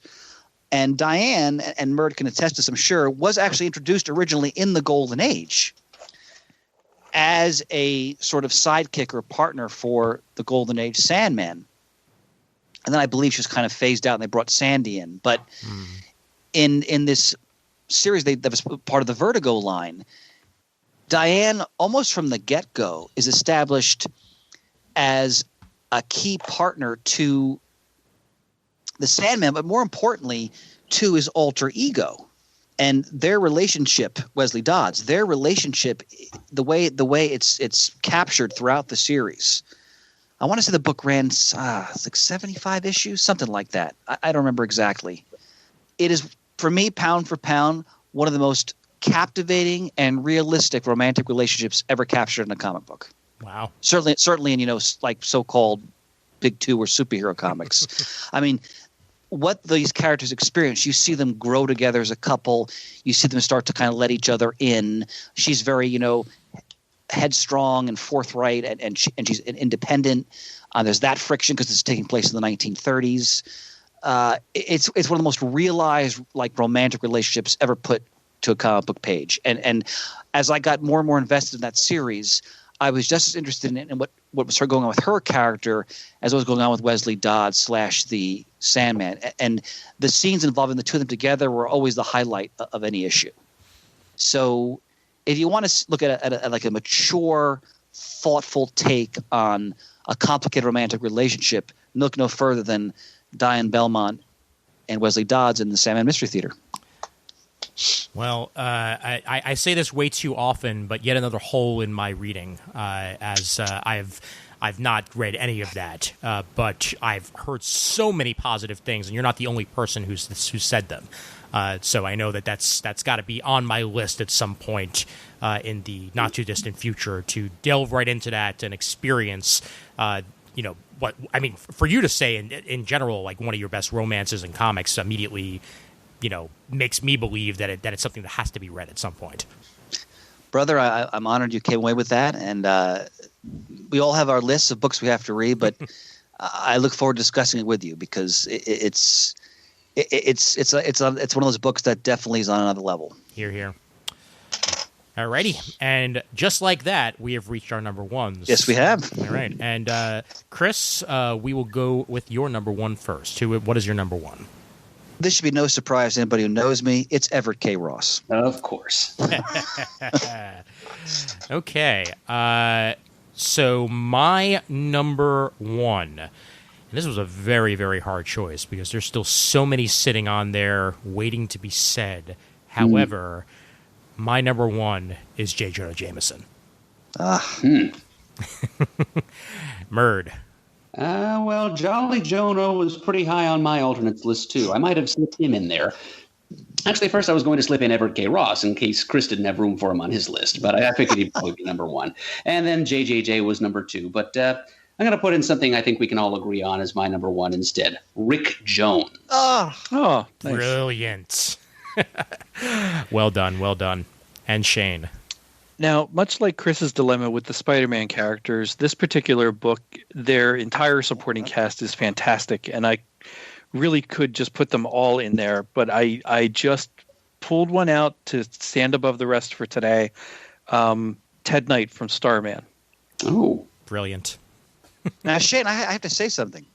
Yeah. I'm to a degree flabbergasted because I was going to put the Shade in my top five. I thought, nope, Shane's going to have the Shade as probably his number one. So I'm not going to mention. I'm going to save the Shade for an alternate. He's right on top of my alternates. I kept flipping between him, the O'Dares, and Ted, back and forth. But I mean, you're right. Starman, that entire cast is they're all on my alternates. Yeah. Yeah. Just like my highest alternate is Commissioner Gordon, and I think if Matt was on this episode, he probably would have been his number one. It's possible. Yeah. Alrighty, but yeah, Chris, go ahead and have your Black Panther moment. Yes, I mean I've had so many Black Panther moments. I'm not going to beat this one too much to death. When I was introduced to the Christopher Priest Black Panther title, and I start to read it, and I'm like, who is this guy? And there's this sort of dweebish but very witty. Very perceptive, like lower level political functionary white guy running around the book, sometimes without his pants on. And I got almost immediately what his role in the book was and the observations he was making, the jokes he was cracking, the absurdities he was pointing out about essentially being caught in a high stakes superhero comic, so to speak. Although, the comic emphasized Black Panther was more a king than a superhero, but everything's through Ross's eyes. I remember the issue where he started to wonder, are the Avengers actually fascists? And I was so taken in by, and it was a brilliant conceit by Priest to make this guy the POV character for the audience, because the Black Panther's world is so hard for little people, mundane, regular people to really sort of grasp and gain access to. And the character, the pathos of the character, the humor of the character, the fact that he, against all odds, he forms this very close relationship with T'Challa. And that friendship anchors that entire title from the beginning to the end. And he's also just one of the damn funniest characters I've ever read in a comic. Like his witticisms, his observations, the lunacy he's commenting on. Priest just has a field day with this character. And a couple of years back, they did a Black Panther special where Priest came back and he had Ross and T'Challa meet again. It was a great little story. But what an example of how you can take seemingly such an innocuous character and in the hands of the right writer, and again, Priest created him, but you get not only so much mileage of this character, but in many ways, again, what makes a great supporting character, he anchors the entire title. So that's my obvious number one. Yep, he's a very important part of that book, and he's honestly never been done better than in that book. I definitely including the movie. Oh my god! Yeah. I mean, the movie that wasn't even really Ross. No, not even close. I love that actor, and he was just fine with what they had him do. But and I didn't think they would do that in that film. No.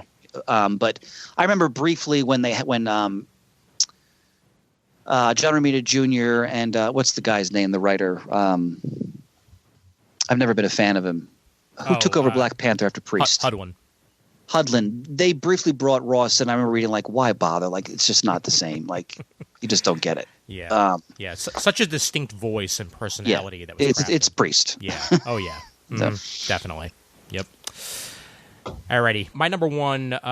Really, it's such a hard choice in general, but J. Jonah Jameson is the Spider-Man comics.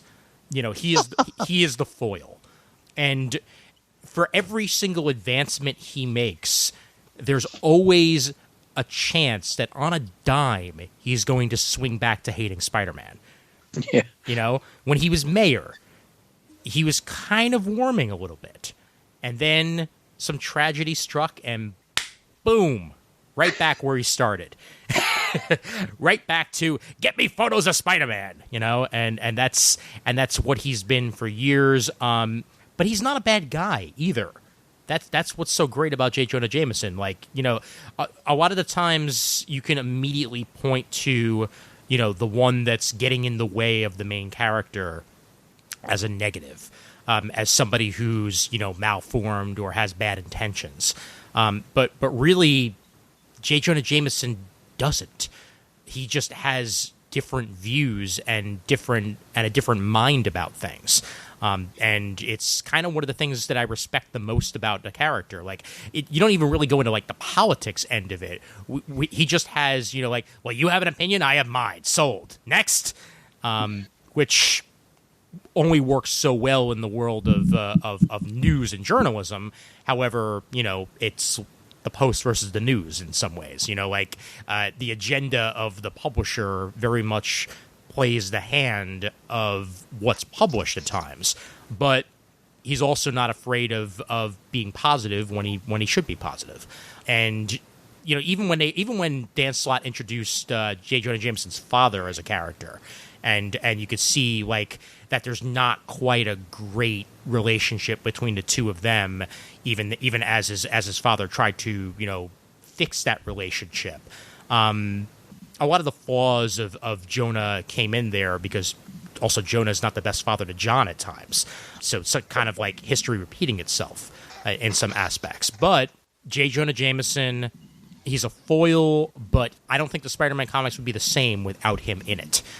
Because without somebody screaming to get that menace of Spider-Man as he literally just, you know, got a kitty out of a tree, but you know, what if the cat deserved to be there? That's basically that's J. Jonah Jameson. What if the cat wanted to be in the tree? That's him to a T. Well put, Ian. Well put. And I love it about it.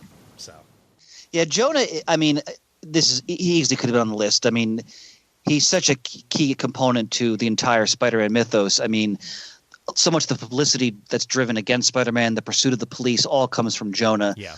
And what I like, even from early on, I mentioned this before, I think it was issue 10 of Amazing Spider-Man, where there's a moment where Lee gives Jonah a soliloquy, and he talks about how he's basically jealous of Spider-Man because he makes him feel small. Mm-hmm. And that always stuck with me. And also, again, going back to Robbie, you know, Robbie is loyal to Jonah. Robbie recognizes that Jonah at his core is a good person and is a man who has certain principles. Mm-hmm. And you see that in Born Again, too, when he confronts Yurik about the Kingpin story. But Jonah's one of those guys who he's really important and glad he's there, but he's also really hard to like. And he's also a cheapskate. And that's, you know, that's to me is just a massive character flaw in anybody. But it just – and the fact that Peter, you know, they kind of love each other. Yeah. There's almost like this kind of father-son thing sometimes, mm-hmm. but you know, or maybe even like a big brother. Like there's that joking and like the you know, Peter. If you read through Spider-Man, Peter's ripping on Jonah all the time. Yeah. Half the time, he probably doesn't even realize it. Yeah.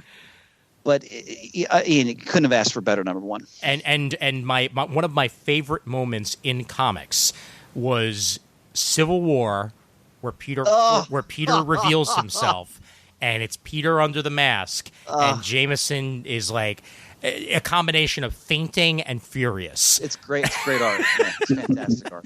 It's glorious, yeah. And that was one of the things, I forget whether it was Civil War or before then, but there was at least a moment in the comics where J. Jonah Jameson was describing Spider-Man, and I think he said one of the reasons why he didn't like him is because he was wearing a mask, and like, what's he hiding? What is there under? Yeah, there? that's definitely been a theme. Yep. And it's another one of the things that just adds to an extra layer of the character for me. So, love it. All right, Merger number 1. All right. My number 1 has been quietly one of the mainstays of the Marvel Universe since pretty nearly its inception. Professional superhero sidekick, self-described Rick Jones. And if we're talking about supporting characters, he should really make one of our lists just simply by virtue of the sheer breadth of his resume. This guy has supported so many different characters over the years. Oh, yeah. First the Hulk, Captain America, the rest of the Avengers, in which capacity he basically saved the universe during the Kree-Skrull War. Then Marvel, then the Hulk again for a while, then Genesville, probably like US 1 for a while. I don't know. The list must go on. Just the poor Maybe guy. Team America. Yeah, for real. But he's had a lot of ups and downs, says our boy Rick. He kind of, in a way, grew into the voice of a whole generation of Marvel fans, specifically Generation X. In that he was always adjacent to so much wonder. He grew up from his teenage years into sulky young adulthood, surrounded by Marvels, frequently attaining to Marvelhood himself at one time or another, but nothing ever quite seemed to stick for him, and he'd usually end up back in the dumps again. Nothing ever quite went right permanently for him, including his marriage to Marlo Chandler, a fellow supporting character from the old Hulk days. And it's mostly thanks to Peter David, I think, that Rick he received most of the development that he received in various series over the years. But yeah, he's just been a fixture in the Marvel Universe for such a long time, and he's contributed to the lives of so many other Marvel characters and managed to develop a pretty interesting, if sometimes depressing, personality all his own along the way. So yeah, he's very much a part of the warp and weft of the Marvel Universe. He's basically a supporting character to the entire Marvel Universe, and so, bam, I'm glad I was able to slip him in there at the top of my list. Mert, he was one of my alternates, and I'm really glad your singular eloquence captured him for your number 1, because you're right. I mean, if you want to look at like a narrative of the whole Marvel Universe, he's there pretty much every step of the way. Yep. In some capacity or another. Mm-hmm. And I agree. Peter David did such wonderful work with Rick Jones, really fleshed out Rick Jones considerably as a character. I mean, he'd already had tons of appearances prior to that too. Captain Marvel, but the Hulk and then the Genesville series, that's a highlight. So good. That series is a gem. Yep. Absolutely. Yeah. And one of the versions of Rick Jones that we're going to be able to see again, speaking of Peter David, they actually just announced after all these years, a prequel series to the Maestro. Where we're going to get to see, how that version of the Hulk became the Maestro, and an elderly Rick Jones plays very much into that world as he's the leader of the Resistance. So I'm very curious how the man who was everywhere in the Marvel Universe wound up surviving and leading the Resistance against someone that at one point was his best friend. So I'm looking forward to that, because in the current universe, Rick is, quote, dead. He was killed. Well, he was killed in the Cap Hydra thing, right?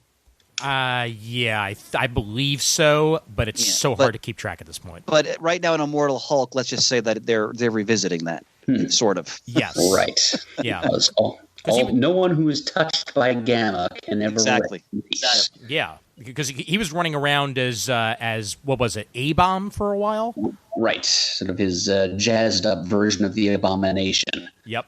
Exactly. Yeah. So I almost guarantee that we have not seen the last of Rick Jones, as we have not seen the last of many a character in the world of comic books. And you know what? I'm surprised Rick Jones has not appeared in any of the Marvel films. Yeah. He technically was in The Incredible Hulk, but as a background character on like a news report about the Hulk's rampage. The Teen Brigade. Okay. Yes. Yeah. All right. Yeah. But no, I really want to see him in a Marvel. I mean, hell, even in a Marvel TV series, he'd be made for that. Probably even better. They could do a lot more with the character. Absolutely. Yeah. But we'll see. Yeah. All right, and Shane, you're number one. Shaney Poo.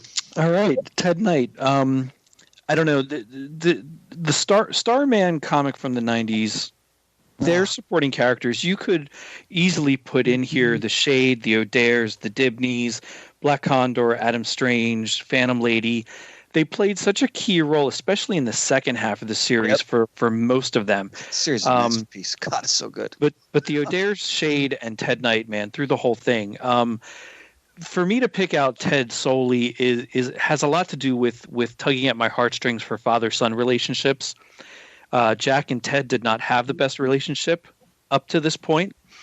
Ted had just lost his other son David not long before this all started, and then to have them build a relationship where Jack takes over the mantle, gets advice from his father, but still does it his own way. His father supports him and helps him through all these trials and tribulations through the entire series.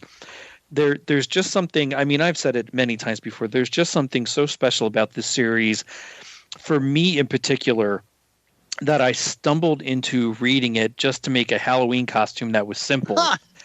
And to have it take off from there to be one of my all-time favorite series, certainly finite series of all time. I use so many things from Starman in my everyday life for so many things. It's just inbred in me now. It's part of me. To me, I could pick nobody else but Ted Knight for this spot in this list. Yeah, no, I mean, I knew it was going to be a Starman character of some kind, but I'm kind of glad it was Ted because obviously, you know, without Ted, there would be no Starman. Period.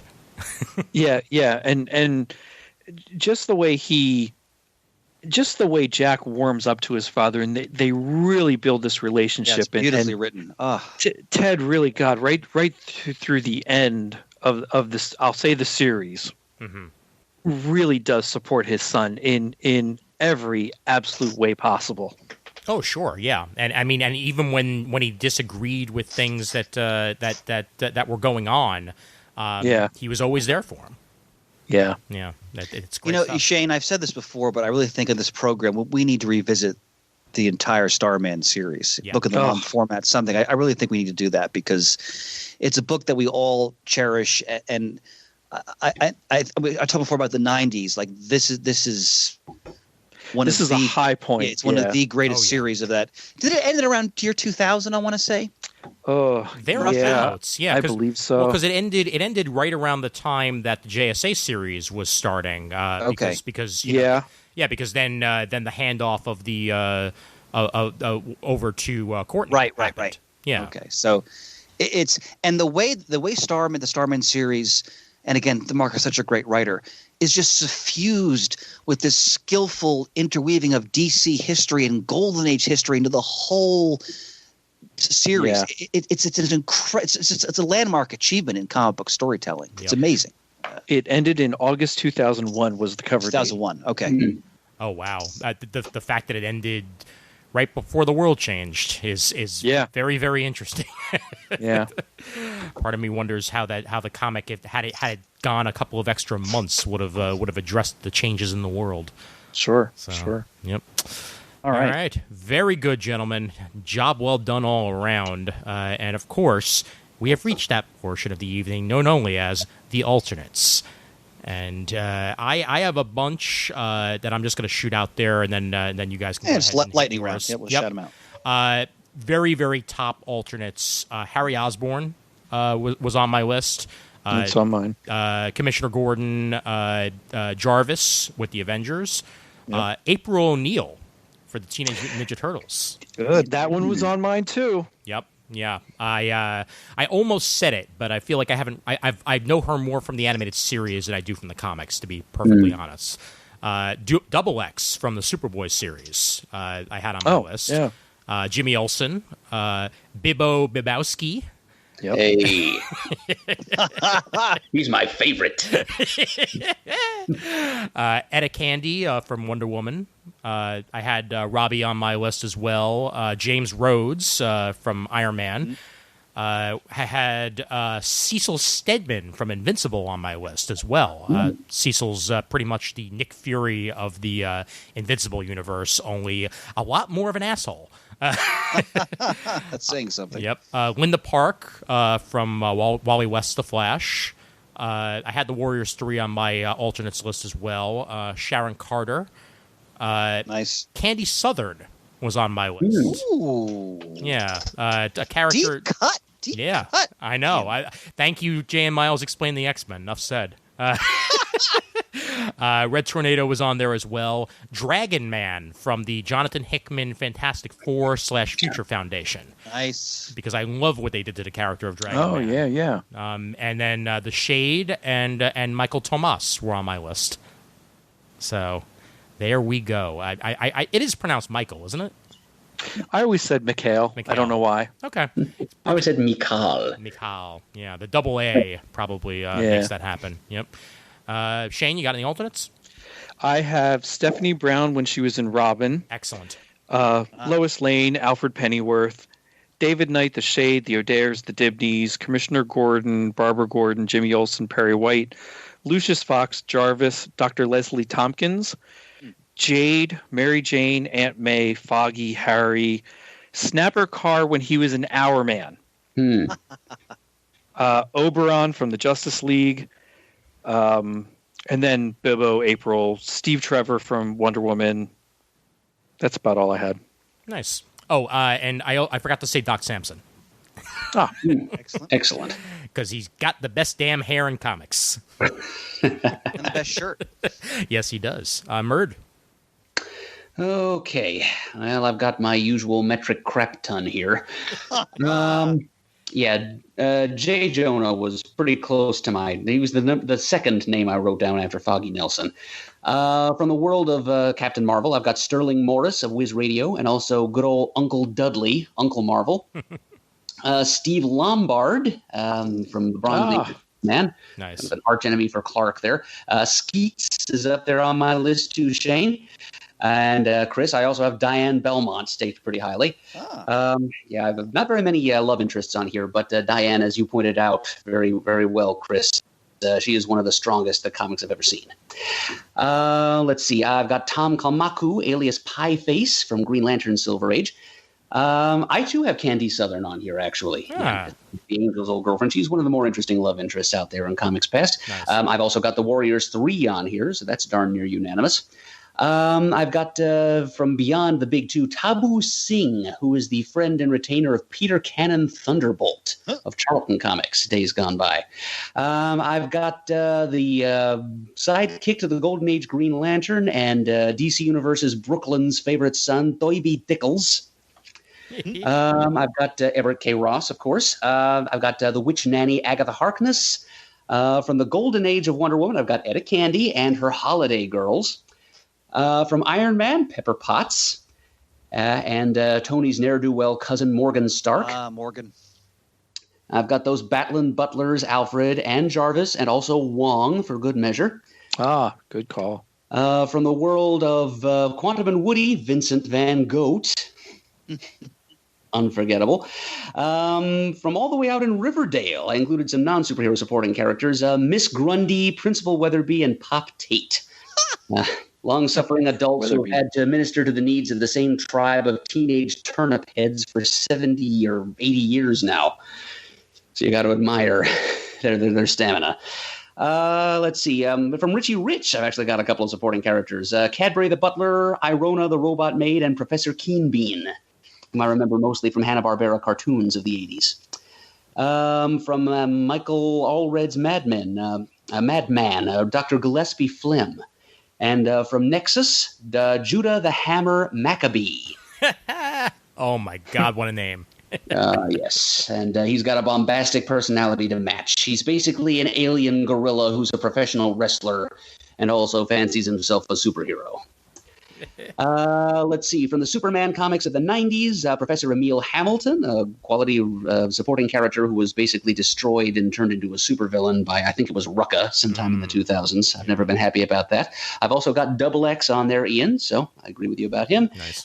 Dan Terrible Turpin of the Metropolis Special Crimes Unit, and Bibbo. I got him in there as well. I have Snapper Carr, but like you, Shane, it's primarily his appearances in Our Man that justify that. Yep. And I got Sue Dibney in there, too, another very strong love interest on equal footing with her superhero hubby.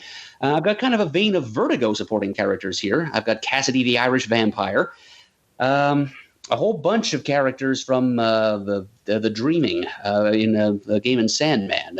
We've got Lucian the Librarian, Mervyn Pumpkinhead, Matthew the Raven, Cain and Abel, and the list goes on. Really wonderful ensemble cast he put together there in that series.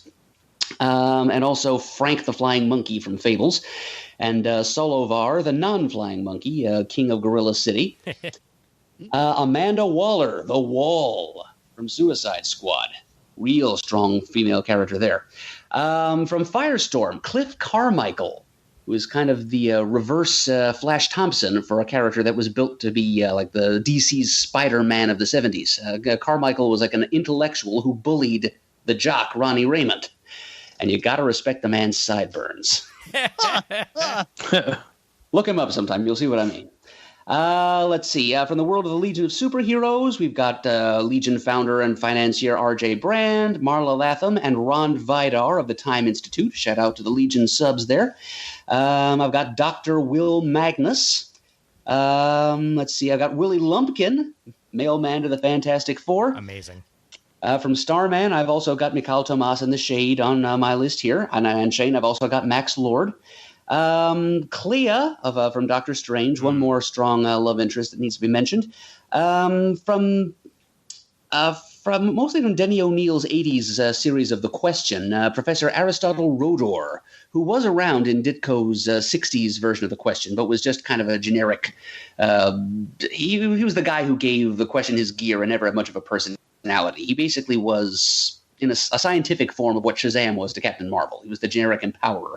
Denny O'Neil made him a really interesting character in his series in the 80s. And I think I've almost got to the bottom here, last but not least, Funky Flashman. Merge, you reminded me to mention Ma Hunkel.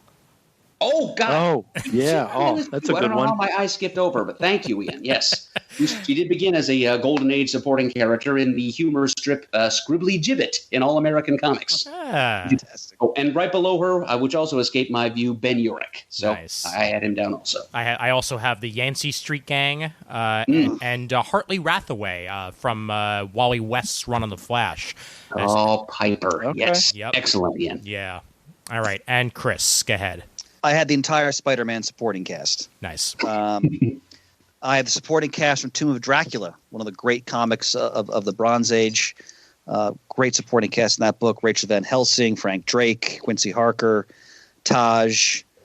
Harold T. Harold was basically a Woody Allen analog. If you haven't read that series, I can't recommend it highly enough. Renee Montoya. Yes. From Strangers in Paradise. I had her on mine too. Son of a gun, I missed it. Shane, we're clasping forearms together here. Yeah. Tambi from Strangers in Paradise. Oh, that's a good one. From Black Panther, Monica Lynn, another one of the great realized female characters in comics. From Alan Moore's Swamp Thing, Abby. From Preacher, Star. You can't go wrong with that. I also had Clea down from Doctor Strange. From the X-Men, Moira McTaggart. Nice. Yeah, I thought of her too.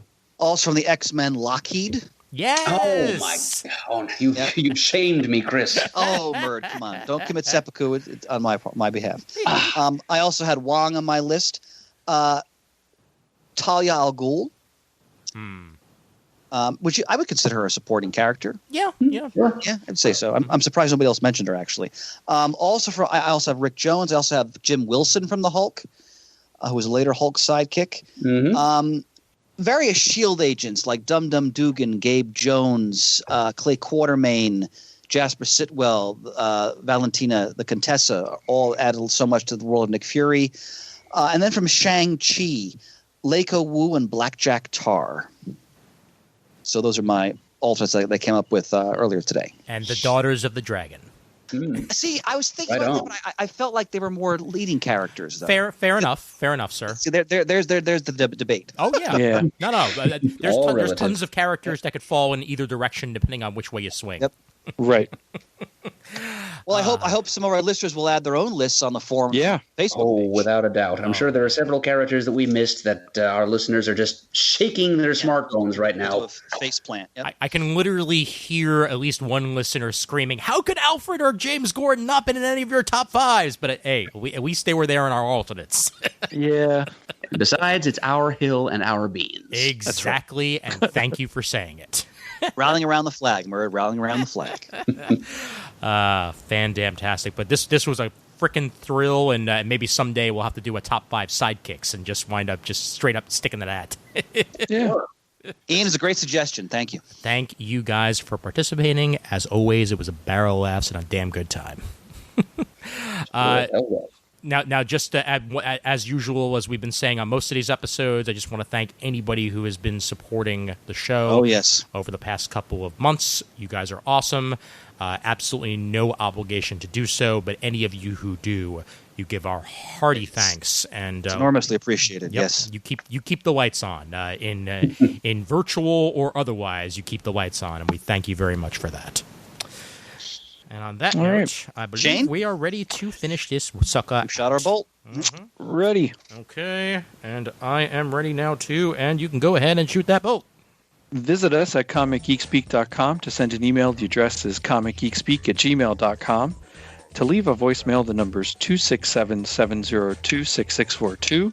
Stop by thecomicforums.vanillacommunity.com or our Facebook supergroup and let us know what your list looks like and anybody we missed.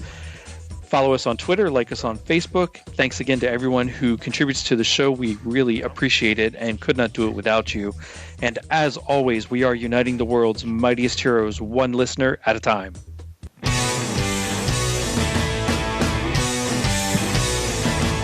You got it on Wednesday, and you was psyched about it going to the bottom up. These guys will talk about it, everything that geeks love. From cakes to laser beams, opinions like the seasons, and everything you read in comics, movies, games, toys, artists, comic geek speak, comic geek speak, comic geek speak, comic geek speak, comic geek. Uniting the world's mightiest heroes. This is